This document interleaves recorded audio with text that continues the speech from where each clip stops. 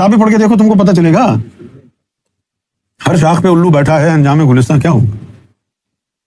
اور ہماری قوم جو ہے مسلمانوں کی، وہ 1400 سال سے ان کو بیوقوف بنایا ہوا ہے مولویوں نے.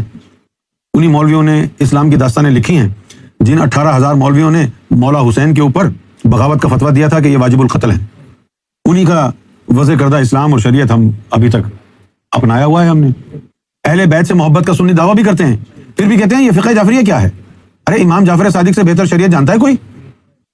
امام جعفر صادق سے، آل رسول سے زیادہ شریعت جانتا ہے کوئی؟ نہیں ہے. تو جو سنی ہونا تو یہ چاہیے تھا کہ سارے مسلمانوں کا، اس وجہ سے کہ بھئی اہل بیت کے امام ہیں امام جعفر صادق، انہوں نے جو شریعت وضع کی ہے ان سے بہتر تو کوئی نہیں جانتا نا شریعت کو. تو ہونا تو یہ چاہیے تھا کہ پوری امت فقہ جعفریہ کو اپنا لیتی. سنیوں نے بھی کیا کیا؟ انہوں نے بھی شریعت کے 4 مسلح بنا دیے. انہوں نے بھی اہل بیت کو باہر، 4 ہی تو مسلح بنائے سنیوں نے، امام مالک، امام حنبل، امام شافعی، امام ابو حنیفہ. ان میں ایک بھی اہل بیت کا نہیں ہے. پھر کہتے تمہیں اہل بیت سے بغض نہیں ہے.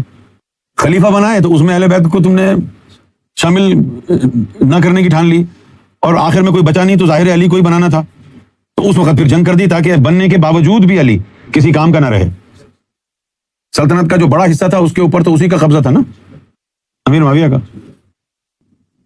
رسول اللہ کی کسی حدیث میں یہ نہیں ہے 4 یار کہ یہ میرے 4 یار ہیں. کسی حدیث میں ہے تو بتاؤ.